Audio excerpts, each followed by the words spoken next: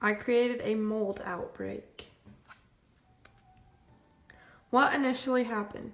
On October 18th, the Public Health Department heard word of individuals within a town becoming sick with an unsure confirmed sickness. As soon as they found out, they began to contact the individuals about the symptoms that they had, how they were feeling, and where they had been. And they also asked them if they were feeling any better now, if they'd been to the doctor, situations like that. Symptoms received by people affected. The people who were affected by this outbreak had symptoms such as rash, runny nose, coughing, achy stomach, vomiting, diarrhea, headaches, and fatigue. And as you can see on the pictures to the right, there's a picture of a rash, a headache, a stomach ache, and someone getting sick because they really did not feel good at all. Where had these people been? We took a survey on the families and asked them where they had been within the last couple days to the past week, and each person or family had been to Kroger, their town park, a local Mexican restaurant, their town's Walmart, and a Dollar General. And there were a couple different Dollar Generals that they had attended, but they had all been to the Dollar General. What did these individuals purchase? Weirdly enough, each family had also purchased shampoo and conditioner, toilet paper, taco salads with guacamole, and chips with salsa and queso. Who was affected? It was reported that 4 individuals had been affected with the same symptoms, but no one could figure out what was wrong, which is why the Department of Public Health was contacted.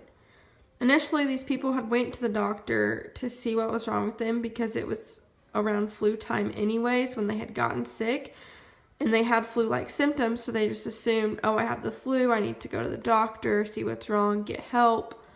But running their tests and stuff, they realized that they really didn't have the flu, even though the symptoms they were experiencing had predicted to them that that's what they had.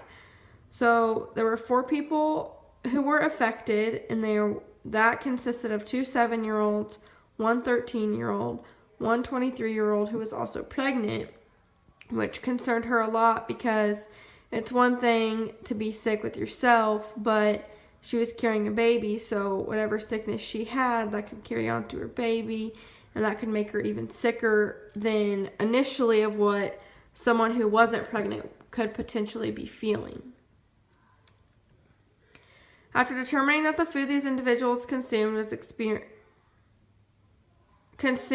most probable cause of the flu-like symptoms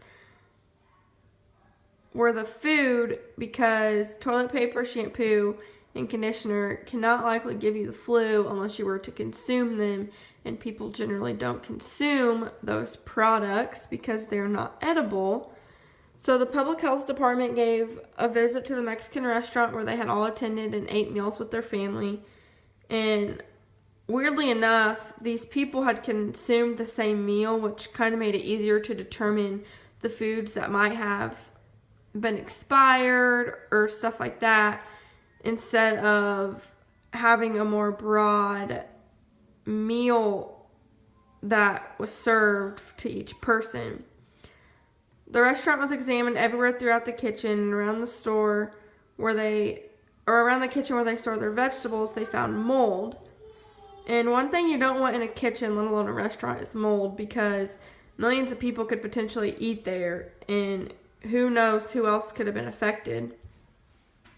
The worst thing about the situation is that some of the cooks had known about the mold, but they didn't contact anyone about it because they didn't want to ruin the potential of their restaurant, and they didn't want bad reviews from other people.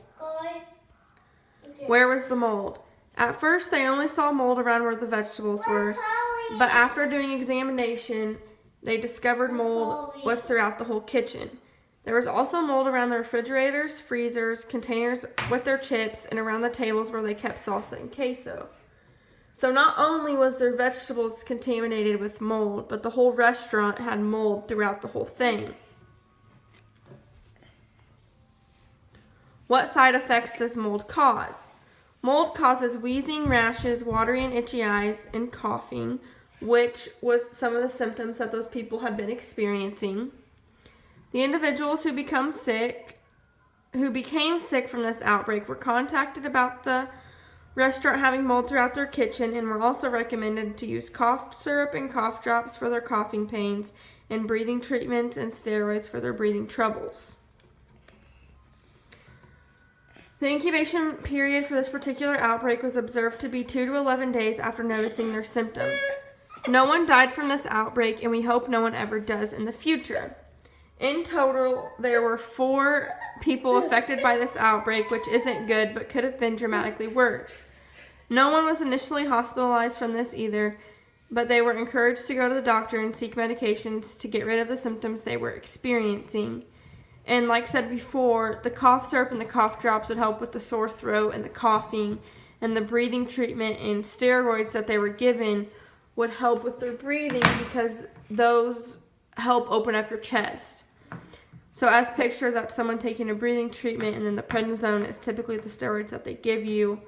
And if any of these individuals had asthma, prednisone would also help them within not having an asthma attack, and then, like I said, opening up the chest to where they make it easier for them to breathe. The public health department had deep cleaned the restaurant, and they were then given weekly inspections to make sure this mold incident didn't occur again. And the restaurant will also become more strict about keeping their kitchen clean, vegetables more fresh, and all employees being aware of their surroundings so that this outbreak doesn't happen again.